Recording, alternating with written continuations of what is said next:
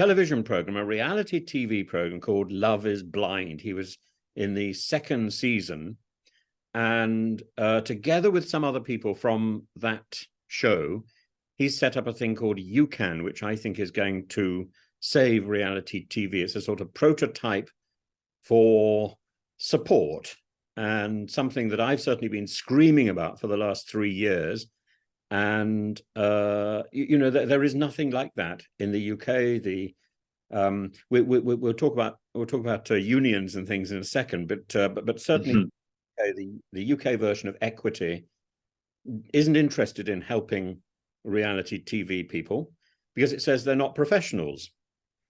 Yeah, I know. Do you know the odd thing about UK Equity? And there's a fellow called Paul Fleming, who's the general secretary, something that runs the USSR. But he said to me that reality TV people are amateurs, and that you're not really performing because you're only being yourself. And what I said to him was that the UK version of Equity is a poor copy of the American version of Equity, and it comes along. And what the UK had before that was a thing called the Variety Artists Federation. And that goes way back to the beginning of 1907 or something. And there was a wonderful lady called Mary Lloyd, who was a wonderful music hall performer. You'd call her vaudeville performer. And she sang a song called My Old Man Says Follow the Van. And she was just loud and proud and wonderful. And she called out all her people on strike. The Variety Artists Federation took the view that if you were performing, you deserve to have union representation. You deserve to have somebody to stand, to have your back between you and exploited. Collectively. Yeah. Now, Equity doesn't take that view. It takes the view that it's also the gatekeeper for the industry. So it validates people who are actors as well as supports actors. So what happens to those people in reality TV who find themselves dominating the television schedules for night after night after night, as you did, as I did, without any union representation? So I asked Paul Fleming, well, he's a sort of professional trades unionist. I said, well, if we're not going to be represented by Equity, who does represent us? And at that point, he decided the conversation should close. And we haven't got back to it. But I think UCAN is really finding an alternative to union support or agent support. So on your website, which I hugely recommend people have a look at, we'll put up a link at the end. On your website, you say anybody who wants to get involved in reality TV should come to you and get advice. Because what, and nobody knows what, because in the press is seduced by the reality TV propaganda that after reality TV exposure, you may have a problem with fame or the loss of fame or too much social media exposure. But in my case, I felt that the problem was control by the studio and a loss of agency. But anyway, let's go on to your experience. Yeah. Can you tell us about Love is Blind? What is Love is Blind? Come on. So Love is Blind is actually the most watched reality TV show in the world. It's a global program, so maybe some of you have seen it or heard of it. I was on season 2. Season 5 comes out in a few weeks. What's interesting to me is Love is Blind is sold to you as this social experiment to find love, where 15 men are going to meet with 15 women, and you're going to talk through a wall and never see each other. And you're going to do this for about 10 days. And if you fall in love with someone without ever seeing them and you get engaged, then the next day you get to see them for the first time. And then now that you're engaged, you get to see them for the first time. Then you go spend a little honeymoon in, for our season, it was Mexico. I know they've moved around a little bit to different places over the seasons. And basically, then they, follow you, and I'm using air quotes, follow you for the next 4 weeks as you integrate your lives together, meet each other's friends. But the reality is these are all totally manufactured situations. Like, you're not getting followed around by a documentary crew. You are being put into specific scenes with specific people, specific talking points. and pretty much at their beck and call, and forced to do so. And when we were in the pods, which is what they call the rooms when you're first meeting each other, we were being recorded for 18 to 20 hours a day. We were mic'd the entire time, and we all experienced exhaustion, um, hunger. There was a lack of food and water. We were dehydrated. One day I got a migraine so bad that, I had to leave set. And, they tried to convince me to stay I would say that's what they were trying to do. So it's a very exploitative process. And we had to give up not just our phone, which they told us, but we had to give up our passports. We had to give up our licenses, our wallets, our cash, our credit cards. We had absolutely nothing to make any kind of purchase of food or water or anything really. And then you're trapped in your hotel room and you're not on set because you don't get a key to your hotel room. You don't have any idea, and you have no recourse whatsoever to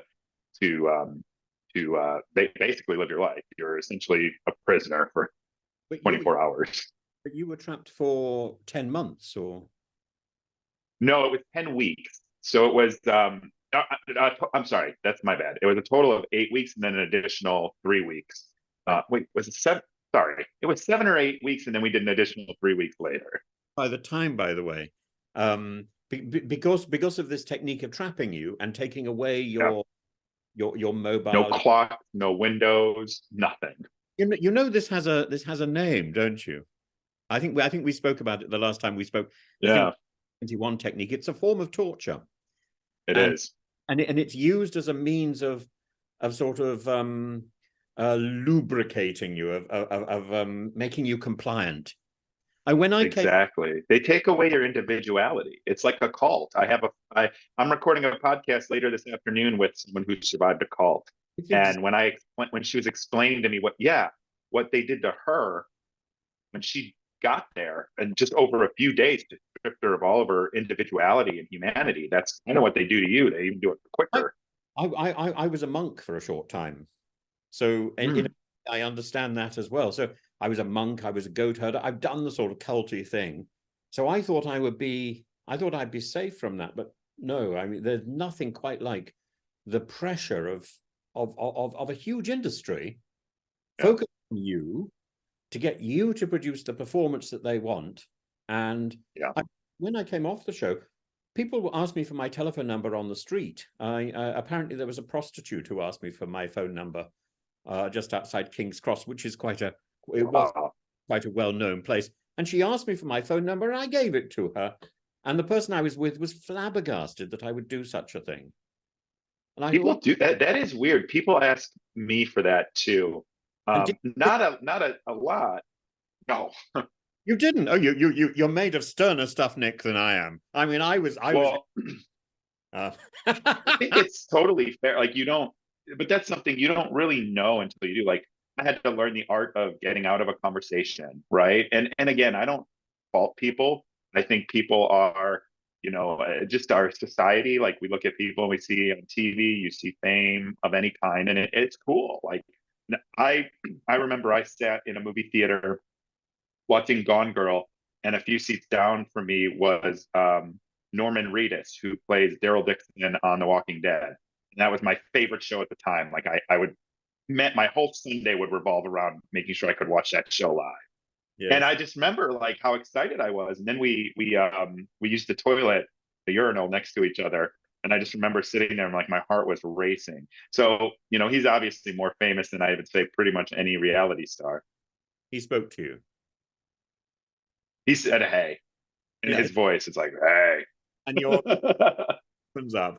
I mean, I met quite a number of famous people after I'd come out, and it was I was always surprised that they knew who I was. And that, well, it's thing. Yeah, it is interesting.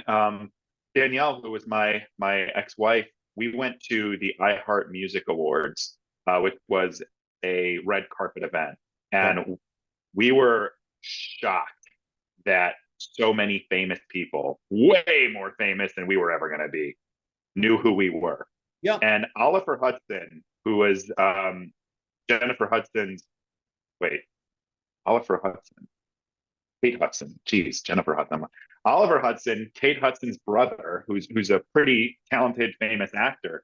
Yes. When I was chatting with him, and he was like, "Everyone here knows who you are because we all watch reality TV to escape our everyday lives of making movies and TV shows." I did theatre last Christmas, and people when I came along for the first read through, there were people who were acting like groupies in the cast, and I couldn't believe it. I could not believe It's it. so funny. You know, and you think, well, but you know, you're the real deal. You've been in these great musicals, and I've just been on telly, and I would love to do what you're doing. But But I yeah, think, yeah, it's the pedestal. People have you on a pedestal, but I think that's okay too. I don't think there's anything that, wrong with that. I just think it's that's a small issue, and I think if we had yeah, proper representation, proper agents, proper unions who we knew had our back, then we could deal with this. But the media has then sort of blown this out of proportion and said that is the problem. That's not the problem, right, and right. that's why people kill themselves. People kill themselves because they have lost their identity and they have lost their agency, and they They don't know. don't have any support. Yeah, And and I know I said this to you. yeah, sometimes they're confused and they think that their agency is this strange fantasy. It's not. It's been taken. Well, and it goes away. It goes away. That's the thing. I've talked to some other reality cast members about this before, but like when there's like science behind what's happening in your brain with your chemicals and in your body when this is happening. And when you go, I woke up on the day they announced the cast of the show, which they announced all 15 men, 15 women.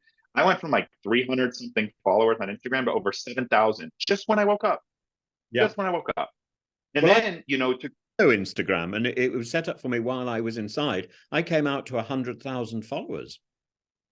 it's crazy. Yeah. Oh, It just happens. yeah. And I still don't understand Instagram. Someone came to stay with me for a week to try and introduce me, 1 week or 2 weeks, I can't remember, to try and introduce me a few weeks ago to TikTok. I sort of got Oh, it. don't even bother. I still don't get it. I can't Well, get. what I would say that the best advice that I got was pick a platform. And I got this from someone who does social media management. Um, Pick a platform where you have your most followers, which for you would be Instagram, right? So put any energy there that you have, and then TikTok you can post and ghost, which is when you post and then you just get off. And that's what I do. I don't engage that much with TikTok. I don't have a huge following there. I just started it a few months back, or actually really just started paying attention to it a few months back. And I've gained a little bit of a following. I think I have like 7,000 or 8,000 now. But to me, it's like they usually get like the second hand content that I created for Instagram. And if you think about, yeah, oh, go ahead. no. If you think about, If you think about it, I look at it like if I'm making a reel, right, which is a video, yes, doing that, knowing that's probably likely going to go out to people that are not my followers. So I usually just end up getting a lot of hate for that. Trying to help people is very polarizing, believe it or not. It's kind of funny. I don't get it. It's a sad reflection on society. But then I use my stories, which those I consider like my group chat with my friends. People that are going to see my stories are people that are following me and I see. following me for me, right? And then I do my picture posts, like your carousel post. If I have a moment in time that I want to capture, like a timeline. So, like for example, 2 weeks ago, my friends and I every year we do annual hot dog fest, and we all make different hot dog recipes, and then we vote on whose was the best. So I want that's a moment in time for the year, right? So that I posted pictures from the event. So that's kind of how I think about it. I don't know if that's helpful to you, but if you overthink it too much, it just consumes you. My only knowledge of hot dogs is Mr. Prigozhin, who I think is no longer with us. So sorry. That's fair. It's probably for the best. But yeah, no, but can we go back to the negatives, because negative Pleasant. And we have so little time together. So, but look, what what was so bad for you? The thing, Gone and wrong. I've talked about this so much that it's becoming sort of it is the bad stuff, right? It becomes negative if you don't. And this is where I had to focus and change. But the production was awful. I lost 15 pounds in 3 weeks when we were filming. I've seen you in your suit, and good suit, and your looks a bit baggy on you. That's very true. And I had my suit tailored 2 weeks before I went to this because I wanted to look good. I was going to, potentially see my future wife for the rest of my life, and I wanted to look good. My suit was baggy by the time I put it on because I And, wasn't getting adequate food, water, or even exercise. So you're well, losing muscle, you're losing all of it. Yeah. and the stress is. You were presumably also working really strange hours, weren't you? So during the filming in the pods and in Mexico, you are 100% of the time at their discretion, and you have to be off of work. So I had to take 3 weeks off of work completely. The only thing I could do was and I was, by the way, I was a VP of marketing and working as the interim chief marketing officer at a software company of 250 people. I was managing about 16 people and individually, and it was hard for me to like accept that I was going to go away, and I had to give an emergency contact if something went wrong, and I had to give my producer. So there was, I think, just one time where I had to respond to a text message, but it's very strange. And then you come back and you're back into real life, and you're working your regular jobs and then filming on the weekends and filming at night. So you're just going all day, every day, pretty much for You know, 4 weeks. back to real life before the show had aired. So you had that very strange time. I mean, That was where things got really bad, because once you get married, so we got married on the show in the season finale, or whatever you want to call it, the last episode. And then after our marriage was filming, this was June 8th. The next day we did a couple on the fly interviews, which I don't know if you had those, but basically it's when they pull you aside and you do an interview and they ask you about what just happened. yes, yes, yes. This is very So we much had to do from Survivor, isn't it? Is that sort of playbook? Yeah. very much. And then they're just gone, right? And so we were struggling with our relationship and individually, having gone through that. You're 7 weeks to meet someone and decide to marry them. That's a pressure cooker. It is an insane amount of pressure because every day you're making life altering decisions. Like, she's meeting my parents. What if my parents don't like her? What if they do like her? What if they like her but don't think we should get married this way? And vice versa. And friends. What if the friends like her? Were Sorry. your parents were on camera as well? My mom and my sisters. My dad did not want to be on Right. And did they approve or disapprove of your choice? It was they were fine with it being my decision. My dad wasn't very happy because I didn't tell them I was going on the show because you're not allowed to tell anyone. Yeah. And so I told my sisters and I told like a couple of friends. So my sisters were like, "Oh, maybe this will work for you." Like, my friends were like, you've been ready to get married. Like, maybe this will work for you." And some of them were like, "Don't do this." I will say that. Some were like, "You're not cut out. Not you're not cut out for this, but like this isn't going to be good for you." Like, for me, some friends were worried it wasn't going to be good for me. Not even from like a mental health perspective, but from the type of people that go on some of these shows. They were like, you're not gonna. Sorry, I keep butting in on you. I'm so rude. No, it's totally fine. It's a conversation. English thing. But so tell me, did you volunteer or were you headhunted? Are you allowed to answer? I was no, I'm totally fine. I was headhunted. I had Me too. casting. Yeah, I had a casting agent reach out to me on LinkedIn. Do you know anybody who actually applied? No, No, now me. I have no. Me. And so this is where my theory, and this is a little theory, a little based on an interview I had, I guess, a conversation I had privately with a producer. But they actually have characters already Oh yeah, determined, and then they go cast to those characters. absolutely. And I think I was cast as the old fart who would be thrown out quite quickly. And for some reason, I was engaging enough on camera that they presumably changed my role, and I remained in the show. So I was very grateful. I had a really good edit, you know, Nick. Yeah. Could never complain about my edit. What I complain about is what happened afterwards and what happened to other people. But on this business about whether or not you apply or whether or not you are headhunted, I was always told there are about 16 people in the show who had been headhunted and the rest had applied. But even those people who say they applied, or even those people who I was told had applied, they'd applied for another show, or they'd applied and Yes, I have heard that too. on a pilot version of this show, and then they were brought back to do. So nobody actually applies to be on the show that they're being showcased on. And you know why? That's because if you apply and you're better suited for another character they have on another show, they want to move you along.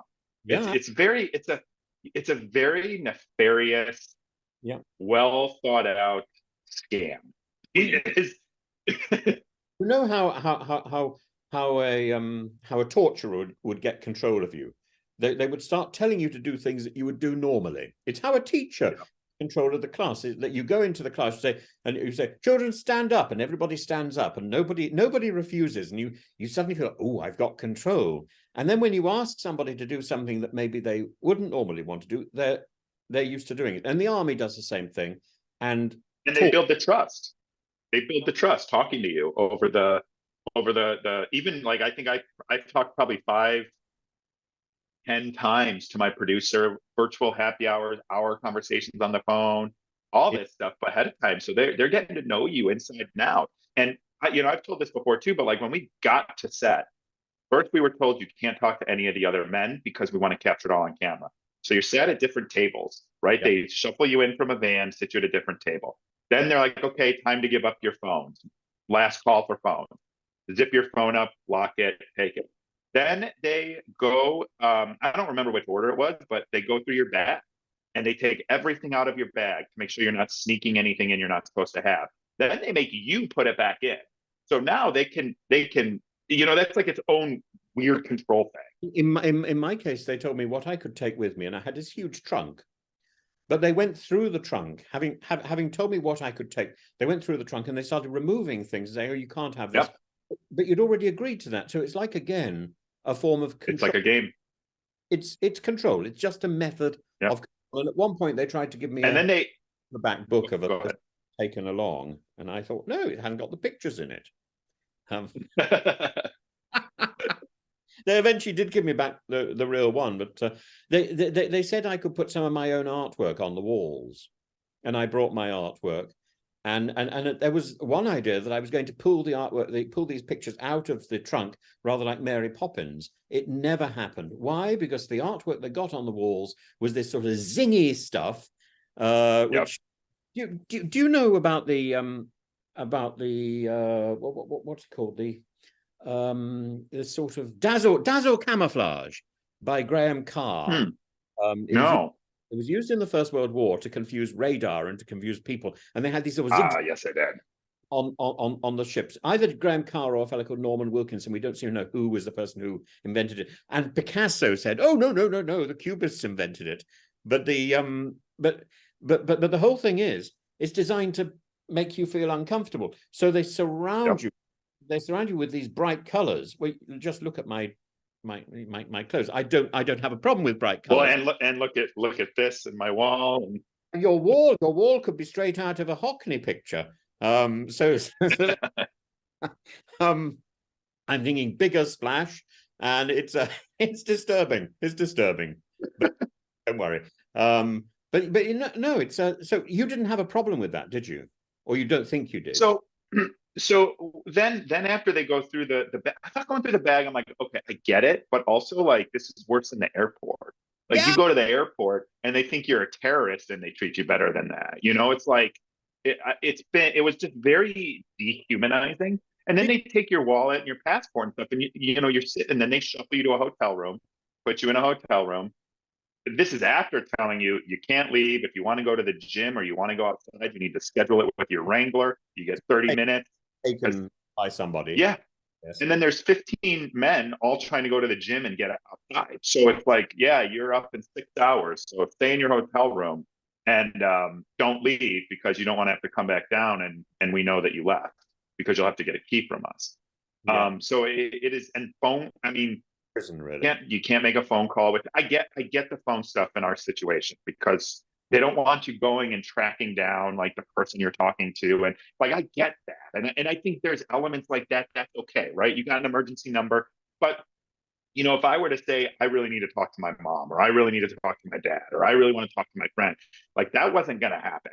And when Yeah. you take away, and this is kind of, I didn't realize how exploitative all of this really was until way later when I actually started reflecting back and thinking, this is messed up because I was so hyper focused on making my marriage work. And the fact that, and again, like we loved each other. It is not a question of that. It's a question of the impact everything else had. And when I got divorced, got smeared in the media and got a whole lot of hate for being a whole lot of things that are not true. And then I lost my job. And it was just like all these things happened in 2 months. Am, And am I right? You were also fearing about being homeless as well. so I did get it has gotten to this point where, I did everything right, like how you're supposed to. You're supposed to go to college, right? Like you're Yeah. supposed to you're supposed to save, you're supposed to buy a house, and then that becomes how you gain any kind of wealth, right? Is you invest in property, you invest in a home. Then what are you supposed to do? You're supposed to have 6 months savings. Like, so I didn't have 6 months. I had probably 4 or 5 months in my savings account. But unemployment here sucks. So I was getting my unemployment for the entire month did not cover my mortgage. Yes. So I'm getting a very minuscule amount that doesn't compare to the salary I was getting as a VP of marketing. It doesn't compare to anything. I did not get much of a severance package. To pay before you went on. Sorry? You you couldn't anticipate the effect that reality TV No, at all. In fact, you're because I literally, yeah, and I went on this. First of all, I was naive. I didn't realize how, I knew the show was big. I didn't realize how big, no. right? So what I I did, Eve as well. I hadn't seen reality TV. I understood television, but I didn't know reality TV, and I just thought, okay, yeah, I can manage TV cameras. What I couldn't yeah, manage was all the stuff that literally came afterwards, and this level of control that came afterwards. which is just, that's where it's awful. I mean, I had to have my contract amended because in there it says for a year, or maybe it was 5 years. I think it's a year after the show. All media appearances, all podcasts, all interviews have to run through the show first. That Well, I got into a problem, yeah, and they were yeah, and so doing everything. exactly, and they control it all. And so I did podcasts, I did interviews for my work. Like I was the evangelist. In my role, you're the evangelist. Same thing here. Yeah, Yeah. And so I had that amended. So I didn't have to get permission for that. But what if I did? And then I was naive and I was like, I'm just going to be myself. And I didn't get a bad at it. There's some things that they definitely misrepresented, but whatever. I do have this innate ability to not really care what other people think about me because I know I work the best I can and I do the best I can. And I'm always trying to do the right thing.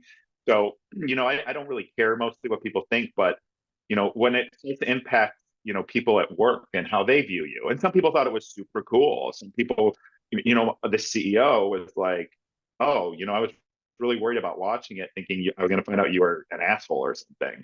And he's like, but I wasn't. I got to watch it and I got to see the same Nick that I know, but yeah, on TV.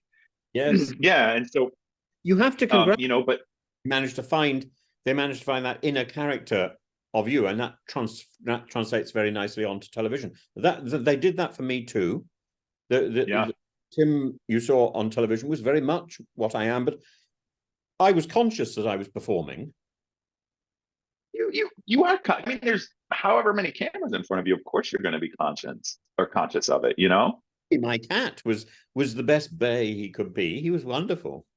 Oh, my dog got. I mean, people still. My content with my dog that I post is still like the most liked and engaged with. And Yes. he's got his own little Instagram with like 4,000 followers now because of the show. Oh, for Noah Bay, Yeah. unfortunately, Yeah. is Where is he? I was going to show you. Grayson, come here. You got to see this guy. I've He's got to the star. see him. Here he comes. Grayson. Yeah, his name is Grayson. He's a mini golden doodle. Oh, he's Yeah. lovely. Gosh, Say he's hi. how old is he? He's about 4 or He's 5. He just turned 5 in July. he is lovely. Oh my, I think I ought to have one. Gosh, he should come You over, should. Oh my god. come and stay. Um, Get you him. We'll get him over to the UK. TV. Um, but you know when soldiers were trained on the R21 technique and they were going through all this stuff for a much shorter period of time than you or I, there's a record of a huge number of these people from Australia. There's a very interesting case in Australia. There's cases in America, there's cases in Britain of people having serious PTSD after only spending a weekend doing this, with a comorbid depression. We had a you had 3 weeks in a pod. I had a month in a flat. It has a huge effect on you, and then you had to go back and do more filming. All I had Well, and you're pulled away, and this is what I don't think people can grasp until they actually experience it. You get pulled. So we all have structure in our lives. Some of it is less structured than others, but those things are what get us through our day, whether that's work, whether that's being a parent, whether that's, whatever it is, content creation. We all have a structure, our workout routine, our walking my dog, when I eat, when I don't eat, when I drink, when I don't drink, when I go to the store. All of that is stripped away from you. And knowing that the structure, and again, you don't even always realize you have structure in your life, but you do. And when those things are ripped away from you and you're put in this scenario where you are literally not allowed to go to the bathroom without permission and an escort. Yes. And you're not allowed to get up in the morning without permission. You have to remain. Yeah, I remain. That's exactly it. I remain in bed. I wake up quite early. So I was waking up at what I presume was my normal time, which is 6 or 7 o'clock.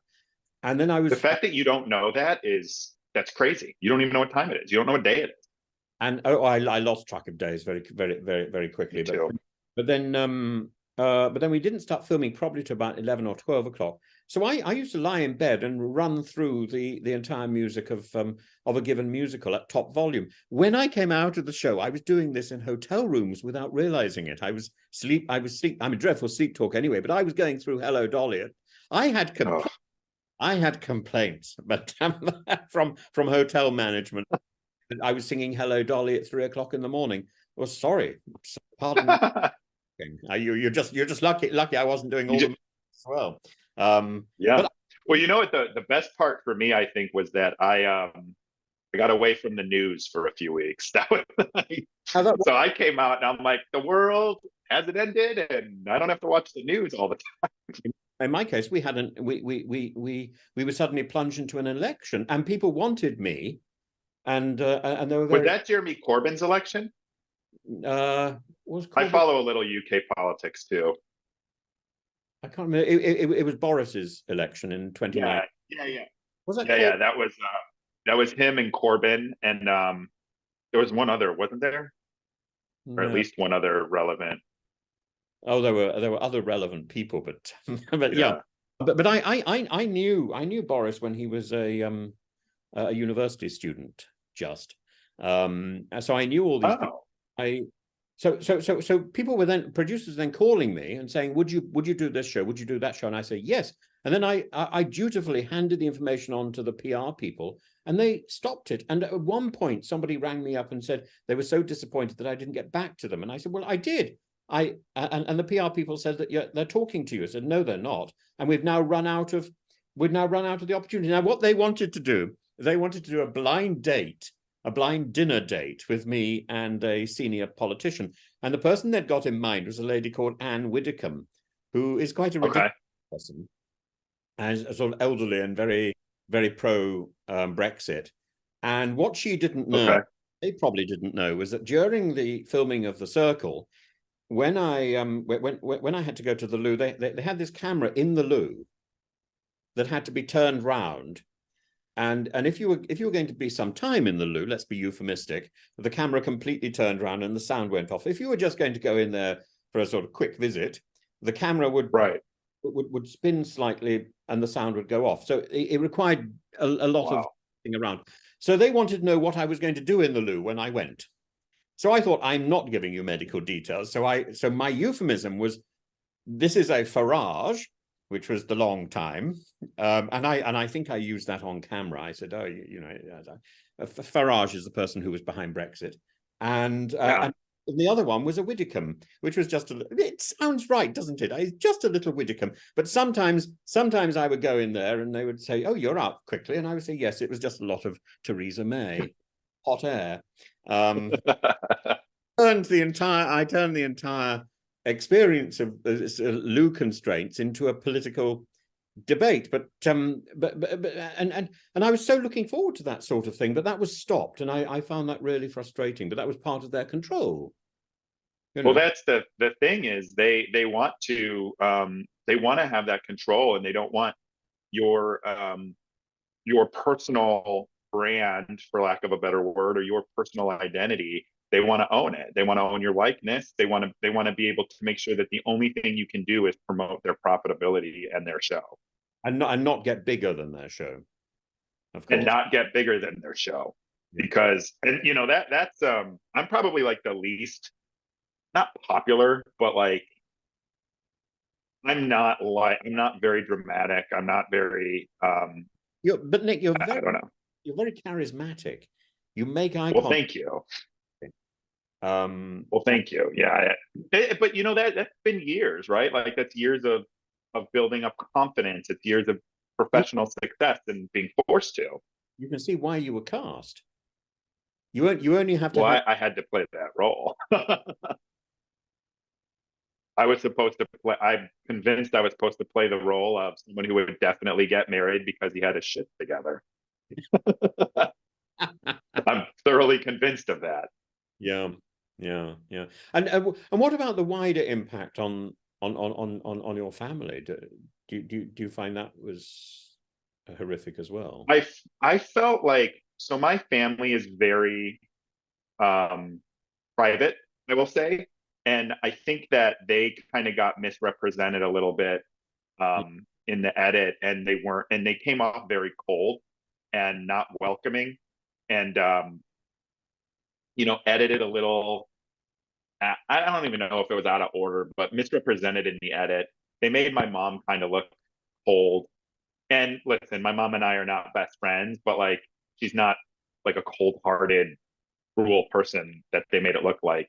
And same with my sisters. And then, my one sister went through a very messy, ugly, sad divorce. And her ex-husband had actually left her and my nephew, and also was kind of scary in other ways. And my sister was left in pretty much like financial ruins. Had to move in with my dad because he spent everything. They had nothing, and so she was very um, curious and asking Danielle questions about, like, my brother's successful. My brother has, a little bit of money. My brother owns a condo. Like, I just want to make sure that what happens to me doesn't happen to him. Yeah. Can you? And I don't remember exactly because none of this aired. They didn't show any of this, but they used pieces of that and comments from that and crafted a scene, and didn't tell that story, or why my sister was emoting on her face the things that she was. And then my other sister, they took something completely out of context. And again, people are always going to have opinions and stuff, but we all ate lunch afterward. My mom hugged Danielle. My sisters loved her. Yeah. Shortly after we got married, my sisters and Danielle went out for a girls' night out, and had a blast. So it's like all of these things obviously the cameras aren't there, but like they didn't want to tell the story of my, my sisters just being thorough or expressing concerns. They wanted to make it look like they were not having any of it. Yeah, because that's the story they want to tell. Yeah. Drama of it all. I mean, basically, you become a what was it? A soap opera without the benefit of a writer. That's exactly it. So that's exactly it. Which at the moment, of course, I imagine reality TV in the States is simply flourishing because you've got a writer's strike. So, what else can the States do? Am I right? In 2007, there was a big surge of reality TV because there was a. You are, yes. You could. I talk about that on my Instagram. So there was a surge of reality TV in the late '80s, but it's not the reality TV that we see today. It's Jerry Springer. It's the show. Or what was it?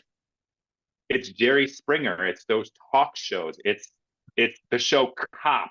It's Rescue 911. Yes. Yeah, all of these shows that were just based on reality, as I like to say now, like based on a true story, like how much of it's true, how much of it's real, no one really knows. But that is very that was very much the beginning of reality TV, and that was on a strike. So then in 2008, the WGA went on strike again, and that's where you get the reality TV we see today. Dating shows, competition, so much of the programming becomes unscripted because A, you can do it without writers. B, you can do it without actors. We're experiencing now. C, it's cheaper to produce. You don't have to pay people. And the only unions you really have are the crew. So you can work with that. I mean, we had a break. And the crew. The only time we had a break is when the crew was changing. Yes. The only time we had a break when we were in the pods at Love is Blind is when the crew was swapping out for a new union crew because they couldn't work any longer.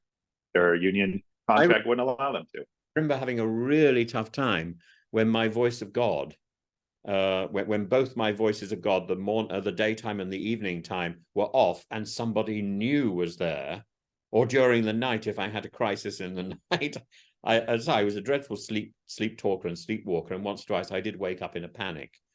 Oh, my bad. Oh, that's so bad. I'm sorry. Very lucky I didn't walk out of my flat, because apparently in my case we weren't locked in. They'd probably shoot you right at that point. I would have broken all the storyline, because I would have gone out and then gone into somebody else's flat. And the whole idea was I was too bizarre to be believable.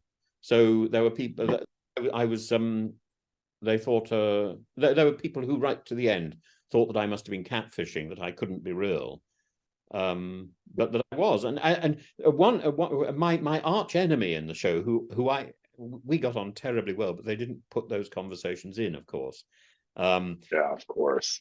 Well, now he was allergic to cats, and so we'd go off to this little room to do our discussion about who we were going to block. I was always involved in that. And he would go into the room and discover cat hairs, and so he realized I was real, or at least the cat was real. So that was real. I must have been. And when we finally met, I was practically being hosed down. You know those sticky things with sticky runners. Rolling. Oh yeah.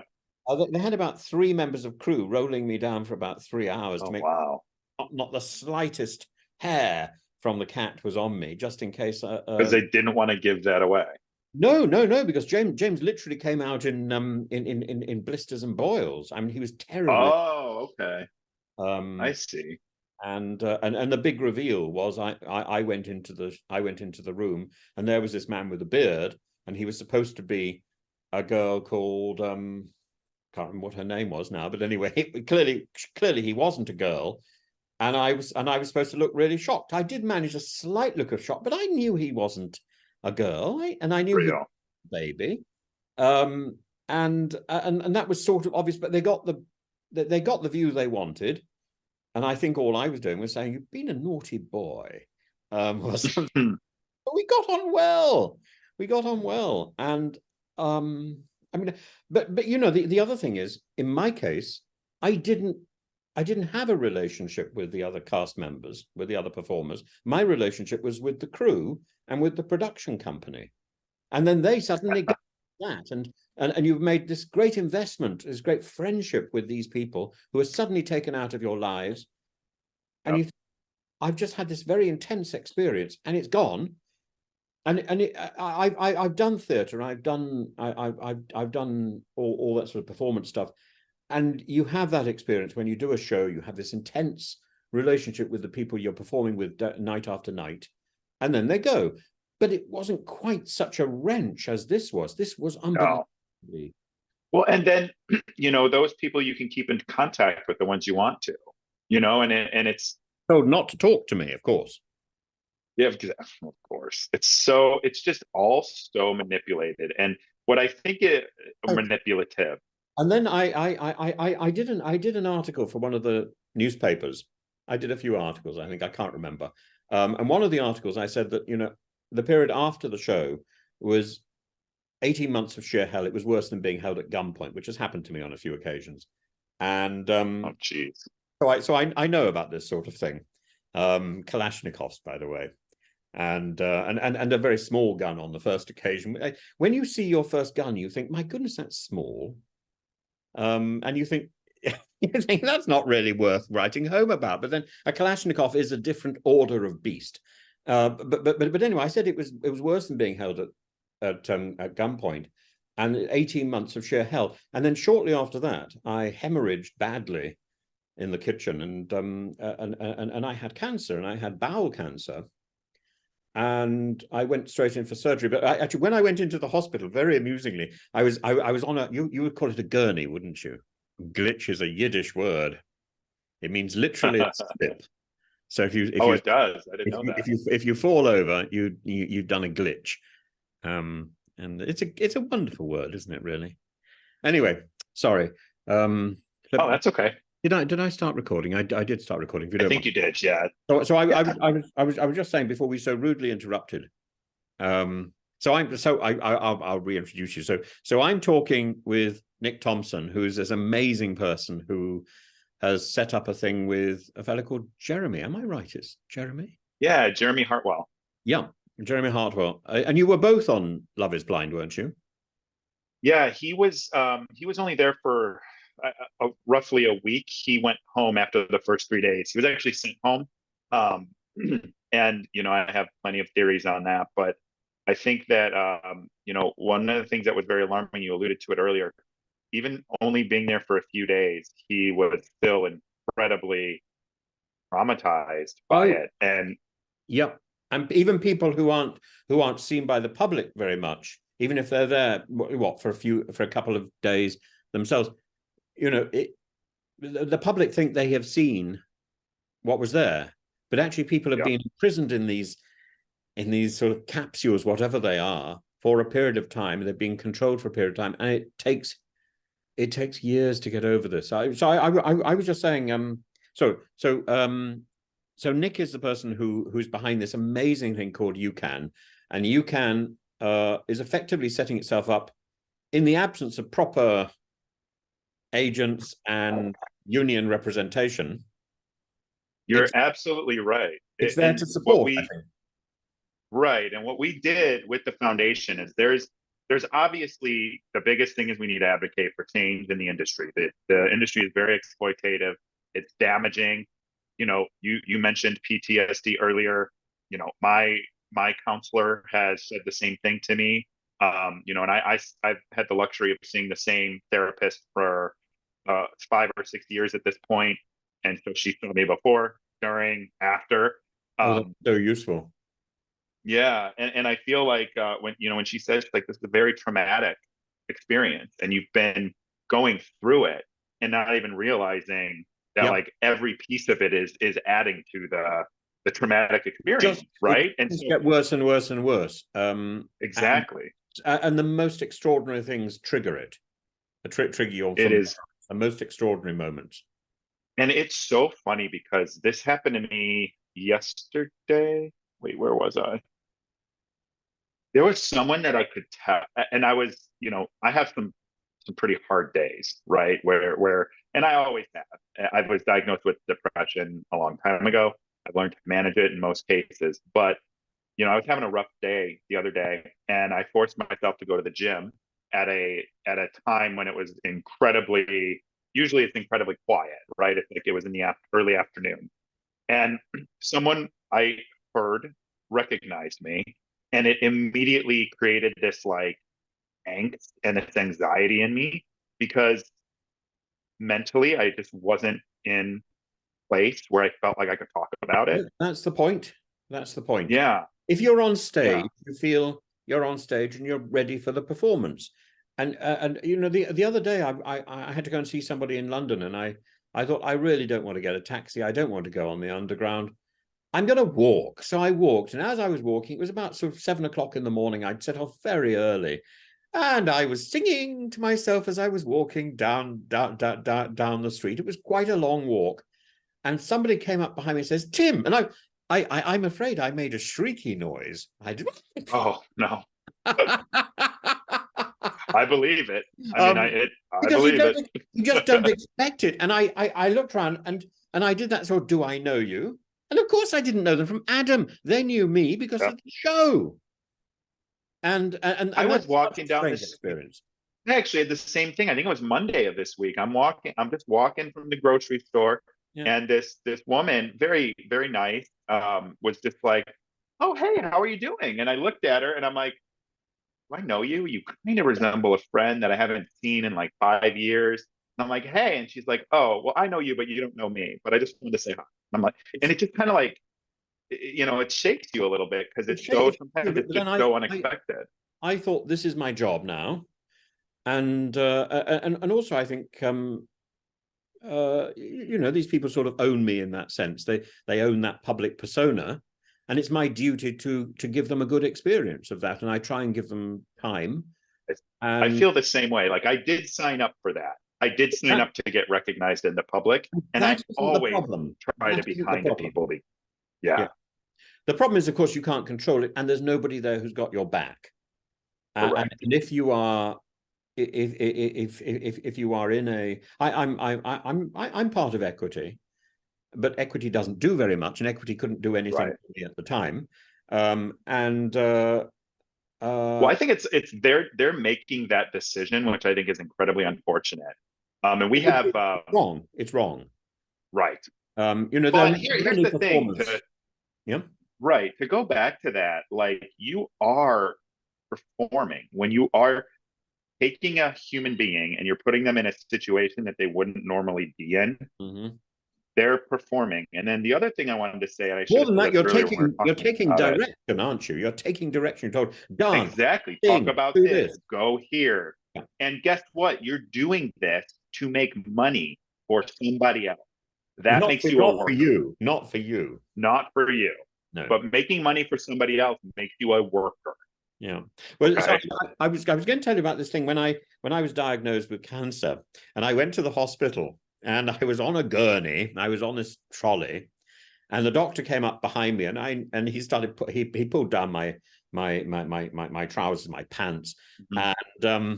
and he was going to go in for the business, and a nurse came up on the other side to me, and she said, "Oh, aren't you on the circle?" And the doctor said, "That's just my finger." And I thought there's, you know, it just turns up at the oddest moments. Yeah. And it really does. You can't avoid that. You can't avoid that. That's what you sign up for. That you can accept. What you can't accept is the manipulation of the rest of your life. And I'm convinced that my cancer, when my cancer was taken out, when the tumor was taken out, the consultant, who was lovely, I mean, there were things that went wrong in the hospital because they hadn't fully taken into account the fact that I have haemophilia, and so they gave me stuff off the shelf. And about 2 weeks after all my surgery, everything opened up and I was bleeding everywhere again. Oh but my gosh! My partner said it was like an abattoir, but you know, we like to have a bit of drama, and I survived. I survived, Nick. And the consultant said, "Oh yeah, well your tumor." Which looked a little bit like a misshapen carrot, was about 18 months old, and it was about this big, and it was quite big. I mean, they thought I had a thing called a T3, which is basically life-threatening, but they managed to get most of it, and I didn't have. And you're okay now? Well, you know, the health service in the UK doesn't work properly, and I'm still waiting for another scan to make sure that I'm okay. And I should have had that a month or so ago. And you know, there comes a point where you can't keep calling your consultant, and you can't keep. When is this happening? When is this happening? That's so So it's a scary. bit scary. It's a bit scary, Nick. But so the point was 18 months of hell and an 18-month-old tumor. So it's not a legal case, it's an anecdotal case, but I think there's a correlation between the two. And in my own mind, reality TV gave me cancer. You know, I know we had messaged a little bit about that, and I'm obviously not a doctor, but there's plenty of studies and plenty of evidence and plenty of specialists that say that when you hold trauma in your body, it can manifest in physical illness. Yeah. So the fact that you went through what you went through, and I'm sure there were other contributing factors, right? We all breathe in dirty air and eat bad food and all that. But Absolutely. the way your body could hold on to that trauma, it could manifest into something. It's so much negativity, and it's Trauma was unending. It was unrelenting.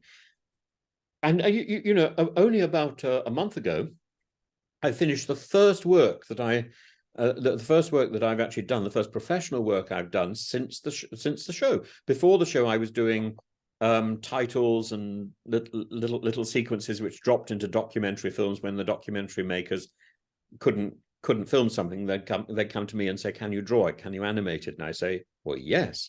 And it was lovely. I did one about the history of America. oh wow.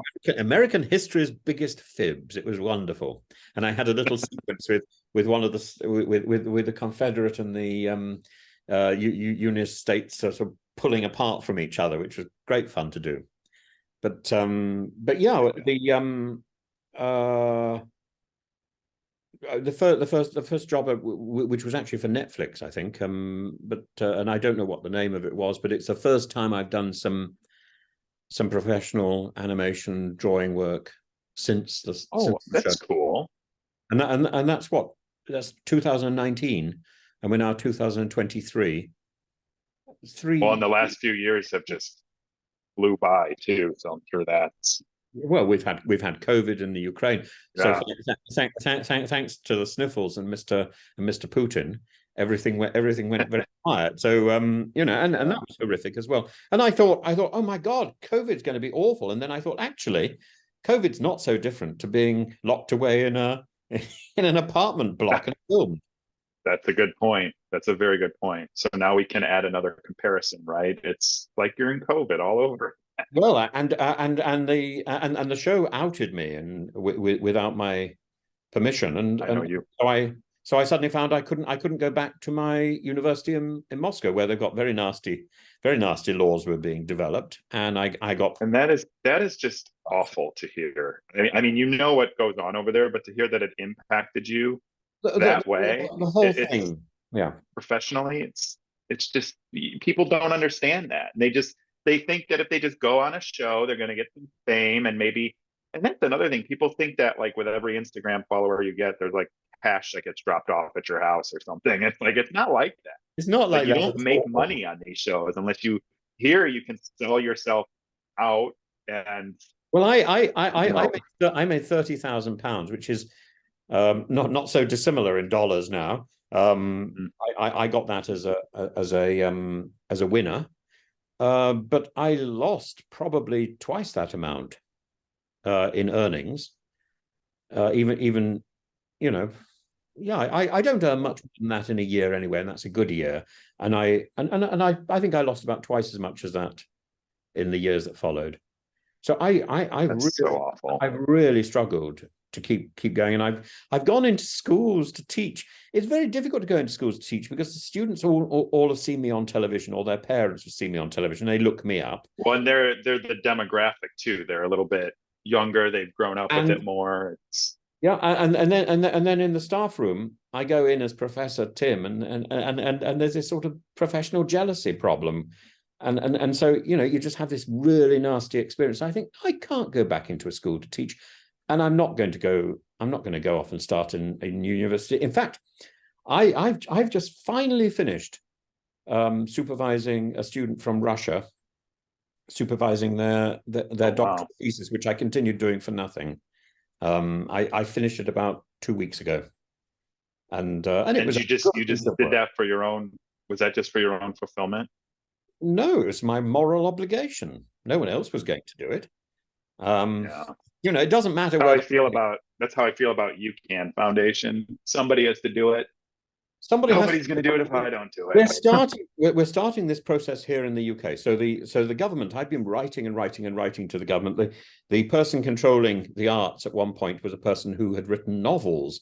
And God knows how, because she doesn't seem to be able to string a sentence together. But hey, we have a president here that can't string a sentence together. So it's, yeah, I know, but you don't have to be able to string a sentence together to do things. You've had a number of those, Nick, by the way. But I know. we've had a number of do you know a year ago today we elected a prime minister who looked like a marionette. She did all this with her hands. I mean, apparently she'd taken lessons in hand movement. I'm so resisting the reference to sort of saying that she was doing hand jobs, but she was just extraordinary woman. A month. Well, we have our Republican politicians here. They try to like mimic Trump because they all just want to. Trump. But some of his gestures, I think, some of them are more obscene than Liz Truss's hand gestures. This one, I think, is not a good gesture. Oh, but priceless. Are you familiar with Randy Rainbow's songs? Maybe I don't. I'm not really good with remembering like names. More of like a visual. Or he does these terribly naughty political songs to American show tunes. I would probably enjoy that. Yeah, they're great. Look him up. He's tremendous fun. What is it, Randy Rainbow, and it's really his name. I mean, how on earth anybody like that can grow up in a school? He must have been teased so much when he was. I'm sure he was extensively teased. The other fellow who I adore from the States, also partly from Israel, is a fellow called Modi. And I know Modi. Yeah, you know Modi. Oh my goodness, the leader, right? Moshiach Energy. Yeah, not the Prime Minister of India, the real Modi. Oh, okay. Yeah. Then maybe I don't. Oh no! You look him up as well. I mean, he's wonderful. Anyway, okay. Where were we? We were talking. I'm sure we were talking about something important. But yeah, I had just mentioned the foundation, and we were kind of talking about where, like, it's filling that gap, right? Where we are at the moment. So right. So in Britain, there's now some academics looking into this because the politicians don't want to. No, they don't, and I actually don't know if they do here.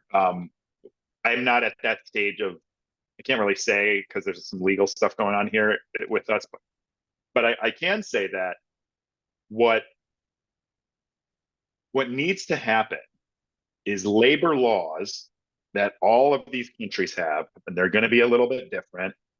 These labor laws need to catch up with reality TV production because they have escaped regular laws. Yeah, because we under the radar. We are working. Yes. Yeah.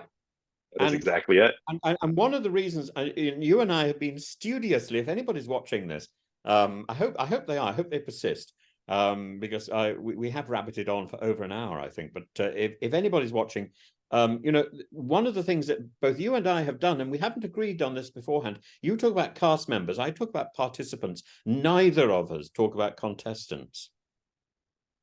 No, because I mean, you could make an argument that you're a contestant if you're on a game show, but the reason I know is contestants have different. It's so convoluted. Contestants have different rights. Have different. There's actually here in the States, there's more regulation around a game show than there is around reality TV. Not a lot, but a little bit better. But in the UK, the production will always talk about, oh, did you have fun? Did you enjoy it? Because they don't want to. They don't. There was an investigation in Parliament here in 2019, and I was speaking to some people who were observing that, and they were saying that Channel 4 was bending over backwards to avoid calling calling people like you and me participants or Past. past, because they wanted to call us contestants because they didn't want to dignify us. They didn't want to give us the respect of working. That's exactly right. And that is that's the why big they call us contractors here. You're a contractor. right. Well, we'll see about that because I think that's about to change. And then I they are think in that's the area that needs to be. What wasn't it changed in France? France just yes, they just did change something not that long ago, maybe a couple months ago now. I did see I that. think I forget France has exactly just the changed. details. I think it's precisely this issue of, are we working? If we are in front of a camera and if we are on television night after night, then we are working. You're making money for somebody else. Yes, yes, yes, absolutely, absolutely. I think people who are in reality television uh, get off. I was paid less than the minimum wage, and I think you were as well. Same here. Yep. Same here. For the amount of hours And we were engaged in. correct. And then there's labor laws, right? Like around what makes you an employee, what makes you. It's so convoluted. But And what that's why the responsibility? foundation. Yeah. Yeah, that's one of the main advocacy things of the foundation. And right now we're obviously based in the U.S. and I think we have some folks in Canada that have volunteered as well. But I've been talking to people across the whole globe, and we need to all come together and Absolutely. stand united Yeah. and Well, say we're not I doing think this anymore. we need a version of UCAN over here in the UK. Yeah, I agree. Maybe we need to talk about that independently. So I think we have to stop because we could rabbit on for the next 20 hours. I have. Yes, and I have another call in 6 minutes. Yeah. So. Good. Nick Thompson, thank you very much for giving me so much of your time. And I think what you've been through is horrific. For what it's worth, Same for you. I hope I understand. And I'm there for you. And I'd like to reach out to all the people who are in UCAN and just say, you're doing a spectacular job. Just keep doing it. We need to imitate what you're doing over here. Thank you. And we should definitely see how we can work together, because there's so many opportunities, and we can take some of the things that we know are working here and share that with you. And I could tell you some of the stuff that we've got going on that I can't say publicly. That's going to be really we'll talk groundbreaking about stuff. that later. But thank you. And are you okay now? You have a home with a beautiful wall behind you. I do for now. You're not I'm homeless, going to are be you? no, not yet. I'm going to be all right. I just gotta stay the course, and one of the, again, I said this earlier, helping people is a very polarizing thing I never would have known. But what I will say is, you're turning up in a lot of newspaper and magazine articles here. I saw one in the Daily Mail, in the Guardian. I don't know whether you're actually giving lots of interviews or whether I actually had a phase where I did about one interview a day for like 2 months. It was crazy. But yes, I do some interviews. I do a lot of podcasts too, just because I like this. I like the long form conversation. And I've been misquoted and misrepresented and in the media, but it is very I keep telling myself it's like I think it was Gandhi, and now people say it wasn't Gandhi, but the quote: first they ignore you, then they laugh at you, then they fight you, then you win. And when I see headlines that are just a complete inflammatory way to make me a polarizing character, I know that they're ready to fight me. So I'm just going to wait it out until we win, because this change is coming, and change has to come. I'm a stubborn SOB. I would say it's not just reality TV. The flip side of this is the sort of sofa surfing television. It's just cheap television, cheap entertainment, where they don't pay people properly, and therefore don't respect people properly. But we have to exactly stop. Right. We will, and we are. And I thank you for your advocacy and your work and your support. And you said so many kind things. Like I just like to. I'll just end on this.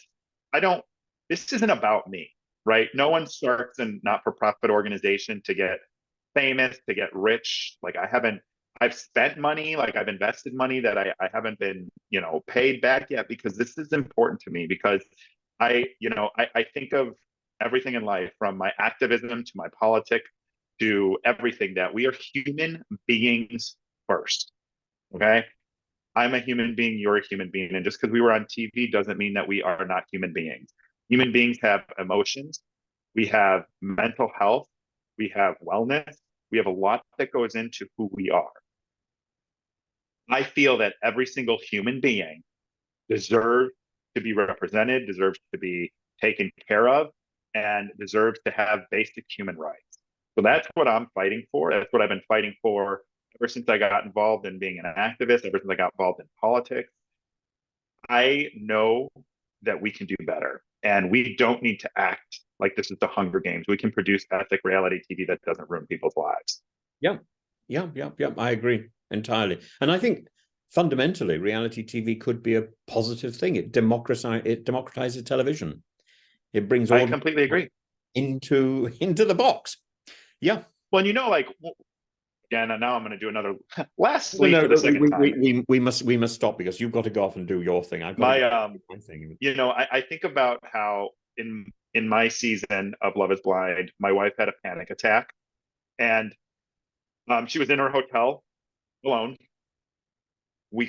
Long story short, they didn't tell me she had a panic attack and sent me in there to film. And so we got into an argument. I didn't know what was going on at first. She didn't explain what was going on at first, because when you have a panic attack, you're in a heightened sense of, a fight and flight, and just the exhaustion that follows with that.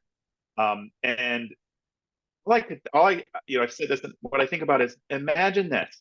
Imagine if a couples counselor came in and helped us as a couple learn how to navigate that situation. And imagine the impact that could have had to show people in similar or different situations that couples counseling can help. It can help you get closer. And we normalize that instead of normalizing the excessive, enhanced drama. Like, and you're still going to get drama because people are dramatic. We're human beings. We're human beings and we're dramatic. It is that simple. So it would still be entertaining. It just doesn't have to exploit people the way that it is. Yeah, absolutely. We must stop there. Change is coming. We Yes. will get back together, and We will. We'll do a And thing on the channel. I'm grateful for you having giving me all of this time of yours too. So thank you so much. Thank you, and thank you.